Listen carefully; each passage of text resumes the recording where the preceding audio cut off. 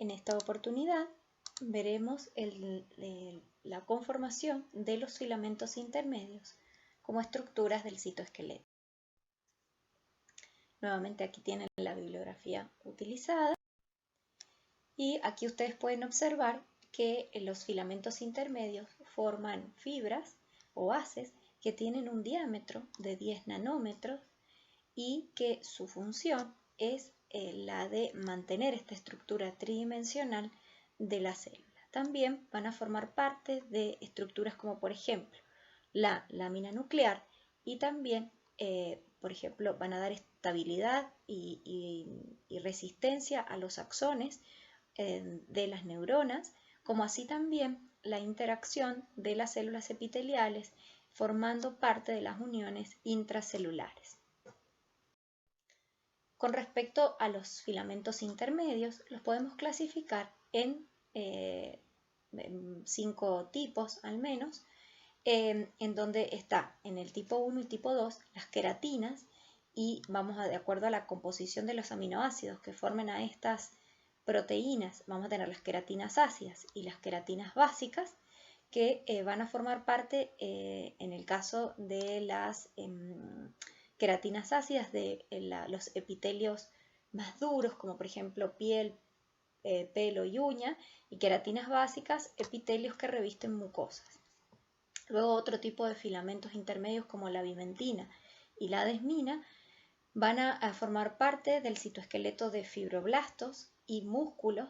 en el caso de desmina, y los tipo 4 corresponde a la familia de los neurofilamentos, que hay varios tipos, L, M y H, eso depende de la conformación o los aminoácidos que forman a estas proteínas, y los tipo 4 son las lamininas, que van a formar el núcleo, la lámina nuclear de todos los núcleos de las células. Bueno, como les decía, entonces la función es mantener membranas, dar la estructura tridimensional de las células, estabilizar las prolongaciones neuronales, la unión entre célula-célula y célula matriz. La diferencia que hay entre los filamentos intermedios y los microfilamentos y los microtúbulos es que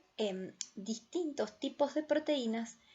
forman los distintos tipos de filamentos intermedios. No es como, por ejemplo, el microfilamento, que está formado solo por actina, o en el caso del microtúbulo, que está formado por distintos tipos de tubulinas, pero es siempre la misma proteína. En este caso, por ejemplo, la queratina va a formar filamentos intermedios que enriquezcan a los epitelios, dando las uniones intracelulares, intercelulares y célula matriz bien fuertes y que puedan soportar la resistencia que debe soportar un epitelio de revestimiento. Entonces, la característica, lo que sí comparten todas estas proteínas es que tienen una estructura proteica similar o comparten un dominio central alfa hélice con repeticiones, con regiones de repeticiones enheptadas, que este dominio es el conservado o el que los engloba en esta familia de filamentos intermedios, teniendo distintas estructuras aminoácidicas en las porciones amino terminal o carboxilo terminal.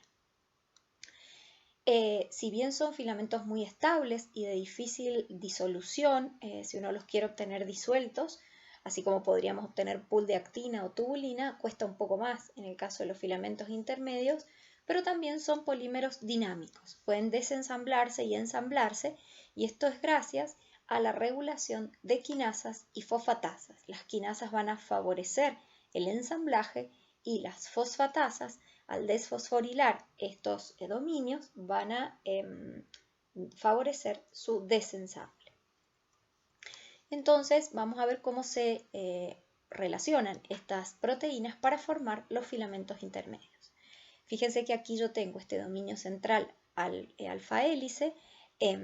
con su porción amino terminal y su porción carboxilo terminal, las cuales se van a ensamblar formando un dímero y se enrollan en esta parte central alfa hélice, uniendo o dejando de forma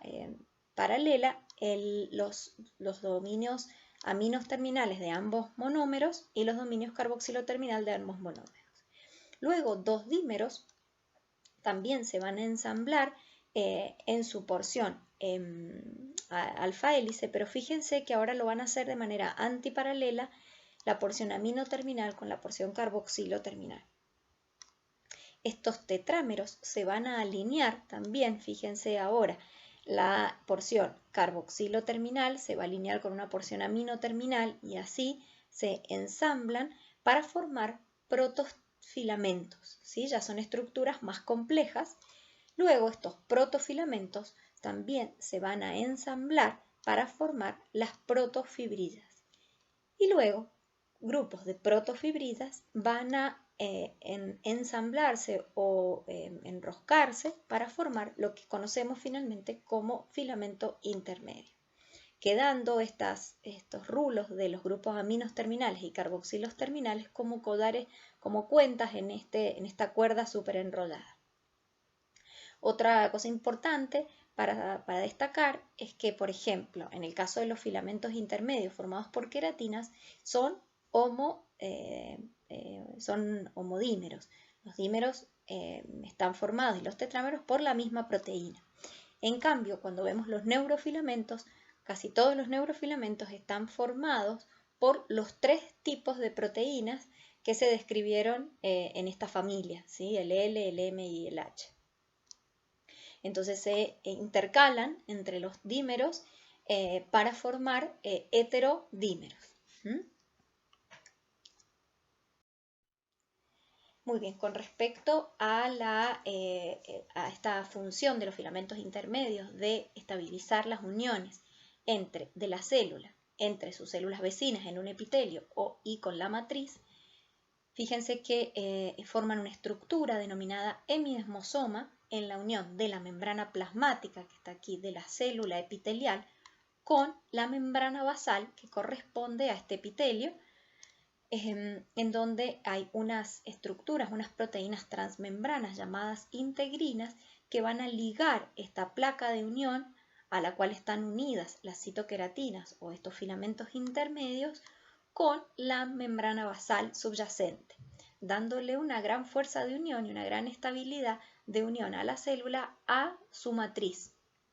impidiendo que ésta se despegue fácilmente. Esto es muy importante en los epitelios, ya que esto le va a dar la función de aislar el tejido que recubren, el órgano que recubren del medio externo. En cambio, ahora cuando vemos las relaciones célula-célula, esta unión célula-célula se denomina desmosoma y está formada por placas de unión en donde tenemos una placa de unión que está del lado interno de una de las células, otra placa de unión que está del otro lado interno, y ambas están unidas por caderinas. Ahora estas son las proteínas que favorecen la formación del desmosoma, son proteínas transmembrana que estabilizan estas placas de unión, y estas placas de unión están vinculadas a filamentos intermedios, los cuales le otorgan a esta membrana gran resistencia y impiden que éstas se separen fácilmente. Aquí tienen una micrografía electrónica de transmisión en donde pueden observar la membrana plasmática engrosada producto de la presencia de esta placa, las caderinas en el centro y los filamentos intermedios hacia cada sector interno de cada una de las células. Con respecto a la capacidad de los filamentos intermedios a formar la membrana nuclear, estos en este caso lo hacen formando especies de redes, ¿sí? Estas lamininas forman especies de redes inmediatamente por debajo de la membrana nuclear, dando lugar también, por supuesto, a la formación de los poros nucleares, o sea, dando lugar a que queden los poros intercalados con estas redes y dándole gran resistencia a la membrana nuclear. Aquí en este ejemplo es muy fácil de entender la dinámica de estos filamentos, ya que si esta célula va a sufrir mitosis, esta membrana se va a tener que desensamblar y permitir la liberación de los cromosomas que se tienen que replicar y luego dividir. Y cuando estemos en el momento de telofase, estas lamininas se van a volver a enlazar, van a volver a formar esta red, esta especie de rejilla, para formar nuevamente la membrana nuclear. Aquí lo que observamos es un segmento de un axón, visto también en micrografía electrónica de transmisión, en donde ustedes, bueno, por supuesto, además de ver microtúbulos, también vemos microfilamentos, los cuales son muy importantes para dar la forma y la rigidez del axón. Recuerden que hay axones que pueden llegar a tener hasta 1 metro de largo y, bueno, por supuesto necesitan como estructuras que le permitan resistencia y poder mantenerse estables a lo largo de todo su recorrido. También, así como lo tiene la actina y lo tiene la tubulina, o sea, los microfilamentos, los microtúbulos, hay proteínas de asociación a filamentos intermedios que se denominan plaquinas. En este caso está graficada la plectina, que es una proteína que permite la asociación de los filamentos intermedios, que acá están graficados en naranja, con los microtúbulos y con los filamentos de actina, o sea, con todos los elementos del citoesqueleto. Aquí les coloco unos esquemas, unas fotos que corresponden a un cuarto elemento que se considera del citoesqueleto, que se llaman septinas. Son proteínas